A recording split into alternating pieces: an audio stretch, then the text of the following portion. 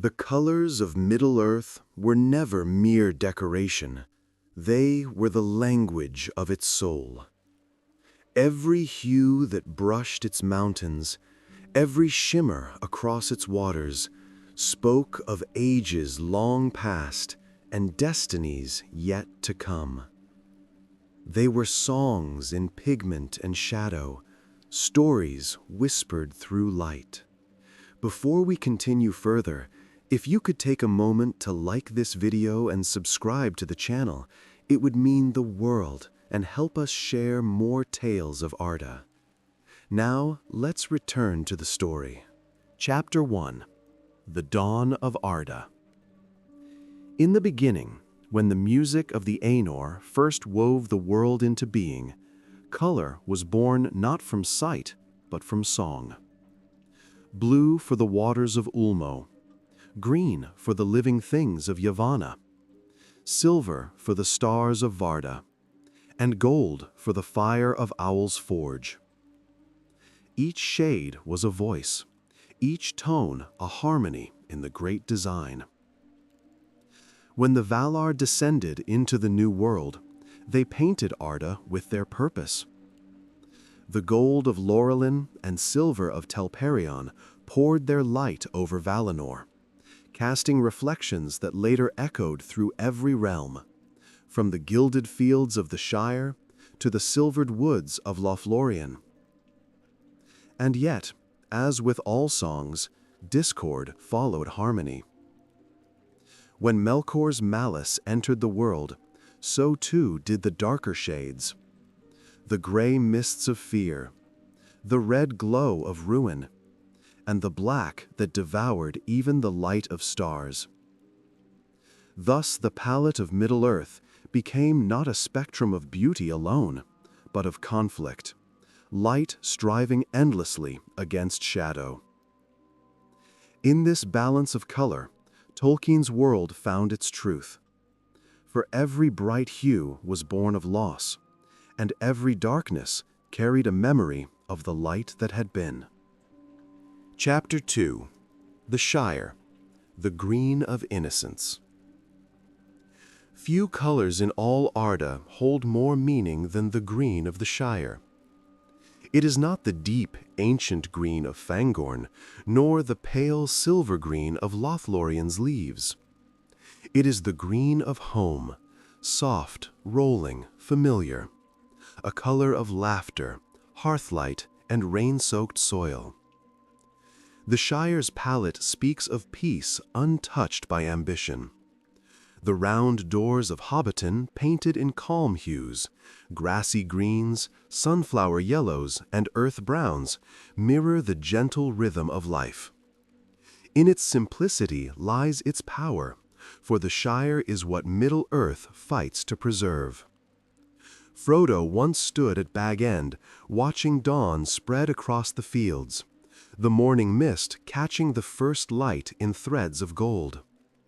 "It looks like the world is waking up," Sam said beside him. And Frodo, though burdened with knowledge of darker things, smiled faintly. Perhaps it is. That green, that awakening, is the heart of the tale.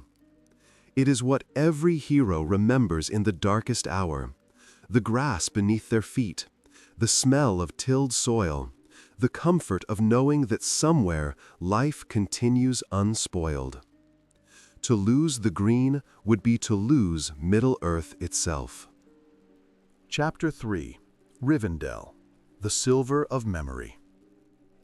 Where the Shire is the color of contentment, Rivendell gleams with nostalgia. Its silver and blue tones mirror the river that winds beneath its bridges, a symbol of time flowing, yet never lost. Elrond's haven is a place of twilight, neither day nor night, neither past nor future. The light there is softer than dawn, cooler than moonrise. When travelers entered Rivendell, the air shimmered with serenity, as though every leaf and stone remembered the ancient world before its breaking. The walls were adorned not in ostentation, but in art, delicate weavings, flowing calligraphy, and lamps that glowed like trapped starlight. This silver glow represents remembrance, a melancholy beauty. Rivendell stands as the living memory of lost grandeur, a last refuge of the firstborn before fading. It is, in color and in spirit, the pause between breaths, the calm before the storm that would sweep the world. Aragorn once said there that he felt as though time itself stood still, and it was true.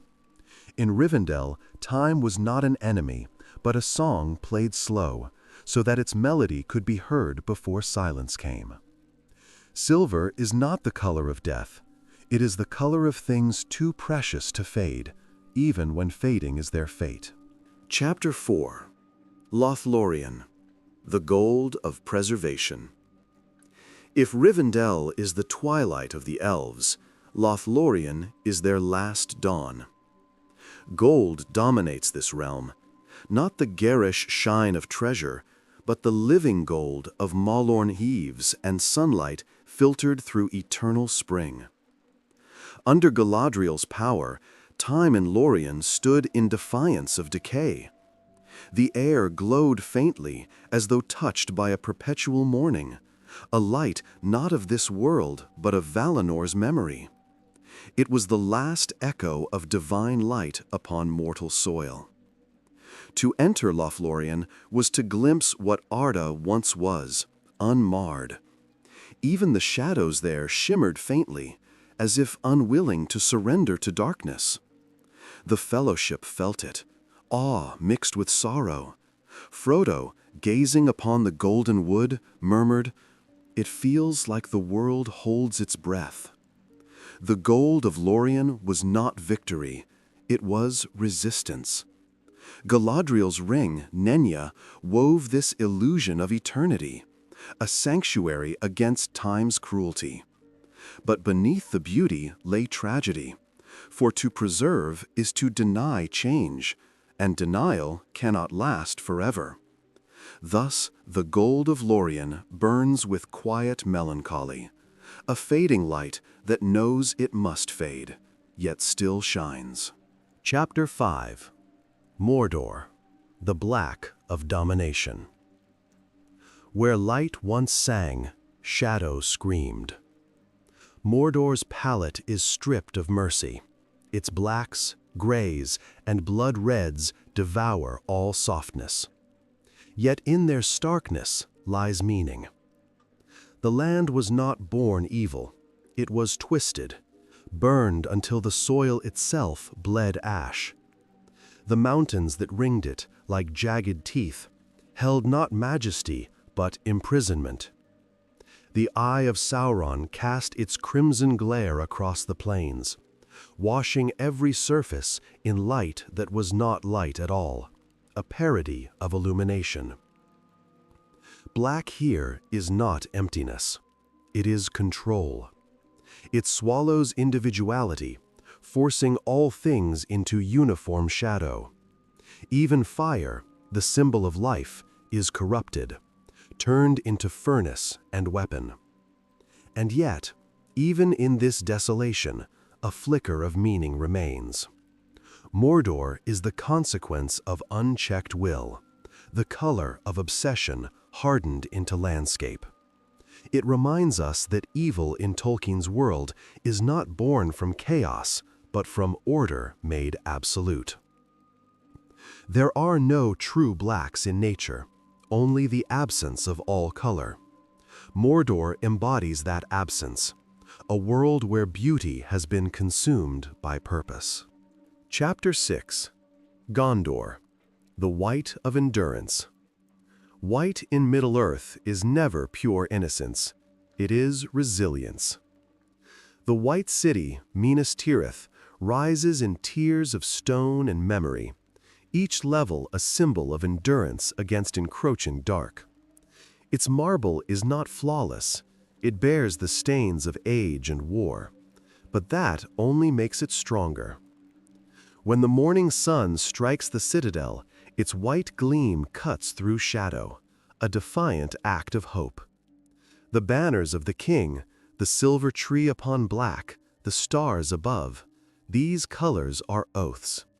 They speak of the endurance of men who, though mortal and frail, stood unyielding before despair. White in Gondor is not sterile. It is lived in. The white of parchment inked with history, of armor weathered by time, of stone warmed by countless dawns. When Gandalf rode through the gates, light followed him, reflecting off walls scarred yet steadfast. All is not lost, he said, his eyes upon the east. In that moment, the city itself seemed to breathe.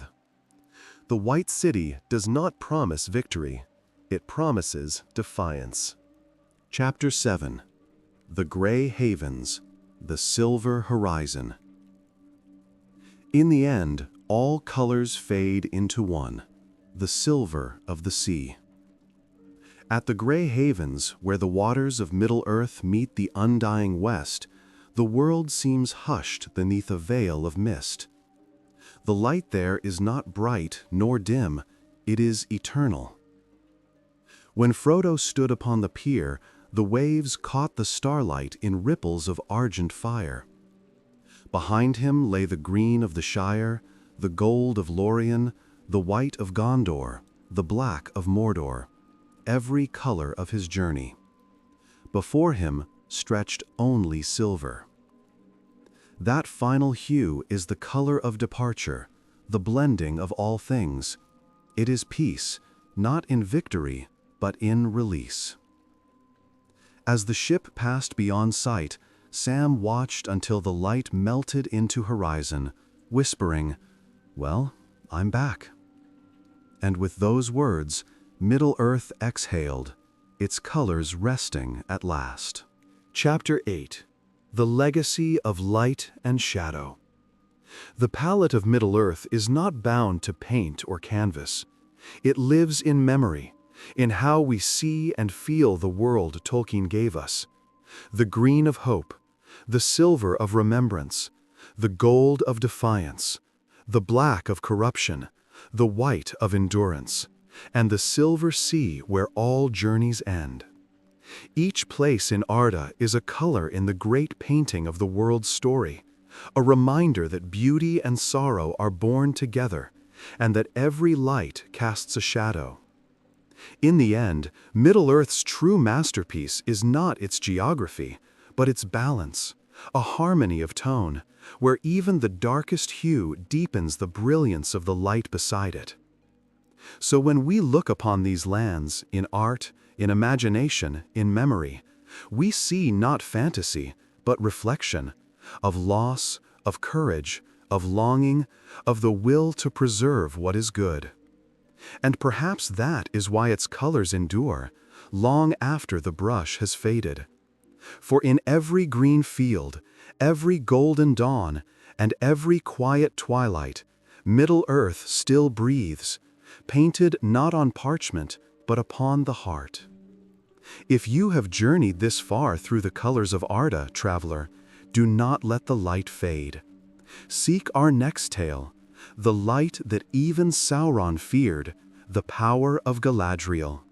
For even in the deepest shadow, her light endures.